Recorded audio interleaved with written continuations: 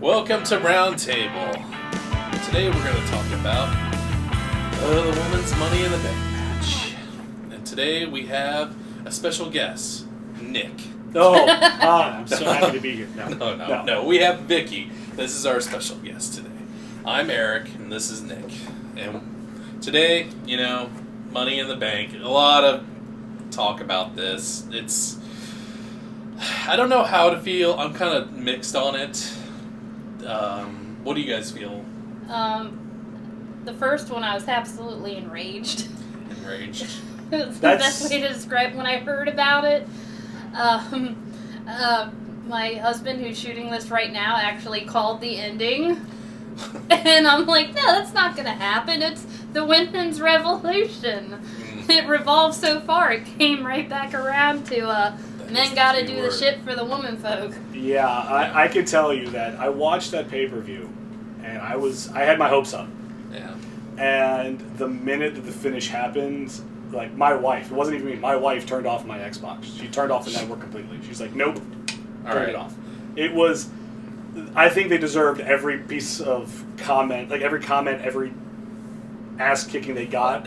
I think they deserved every bit of it. Do you think that's what they were going for, though? I mean, what way to get somebody more hated like that? No, I understood the writing. I completely got the writing. Yes. From a storytelling writing concept, I understood it.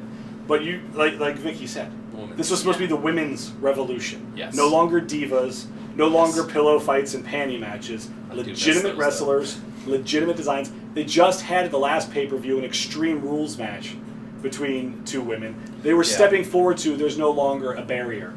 And then suddenly, no chin music has to do the work. And I was just not happy. And then the next go-around, the week later, almost the same result, and then you're like, oh, we got a little bit of revenge because Ellsworth got tossed off the ladder, and still that doesn't. It did not have the finish it could have had. I agree with you guys. It seems like every time WWE, the women's division is clearly on the up and up. Mm-hmm. They have excellent wrestlers compared to what it used to be in the past. It was like you used to have like one or two good women wrestlers, and then the rest were just models. Yeah, they were starting to build to that point about 10 years ago. They had Mickie James. They had Lita and Trish as the veterans. They were bringing in, when Melina started wrestling. Beth Phoenix. Victoria was still there. Victoria, who, was obvious this monster heel, but was jobbing out to everybody. It's like... Wait, this is where you put up the graphic of Nia Jax and Tamina.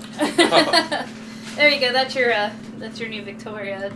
It's the thing of, for some reason you can't book the women's division the same way as the men's division. Like, if you have a monster heel, I know Tamina has done crap all, but, why was Tamina not just, knilling every woman in that ring? Exactly. I had talked about this before with Tamina. I've said this for a long time. Tamina Snuka, however you want to call her, she is a capable heel. She's a capable, large, monster kind of heel. And you don't let her do the work. I don't know if it's Don't let her talk.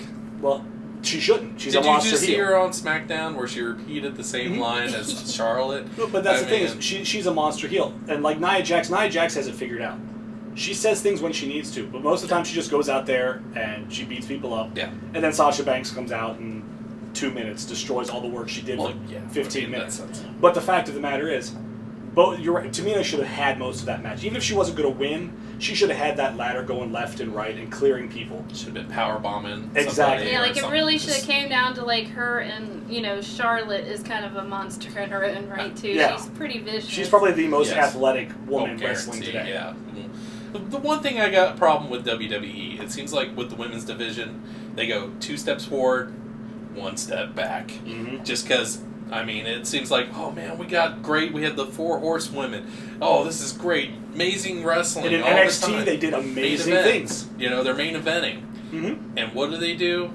They have a guy pretty much win the Money in the Bank. Women's Money in the Bank. Especially when the preview beforehand, all they're talking about is revolutionizing the women's division. Yeah, that promo was all about, this is about the women. Yeah, women power, and this is what they do. Yeah, and then, they try to, You'd be like, oh, we screwed up, let's fix this. And it's like, why didn't you just do this in the first place? Yeah. But I kind of liked it, I'd have to say. This is the thing. From the story, I agree with you. Yeah. You wanted to build heat for Carmella, because let's be honest, She's Carmella's been the least pushed of all the women so far in SmackDown. I don't know, I kind of find her pretty bored. I don't really like her. It's just like, you have really nothing to go on here. I really honestly wish, spectacular. now that Enzo and Cass are broken up, I wish that Cass would move over to SmackDown and you just reunite those two. We never know with that. That's a still beginning feud, maybe into another friendship. But the thing with it is, whether or not you wanted to build heat for her, okay, I get that. That's your thing. But the ending, when we, not just with wrestling, but in general, this world is going through a huge change in women finally starting to get equality. Yeah. You know, states are finally mandating, you know, equal wages and things are finally starting to happen. And then you, who has millions of people, including little girls, watching your show, and you end it like that. All right, question here. Do you guys think it was Vince McMahon's decision? Probably. Yeah. More than likely. I would say that's. Yeah. I mean, that just seems question. like a Vince thing to do. Without I mean, question. sorry, Vince. Like, I can literally see him sitting in the You gorilla know, position, just like, I got an idea. Yeah. We're gonna do Ellsworth. Get him out there. Let's see. Ellsworth was funny for about 2 weeks, and then it's like, you like James Ellsworth? I love James Ellsworth. He's great. Like, you know, a rapper pouring Cristal on a stripper's ass. Here's your Ellsworth. Right. The big hog is awesome.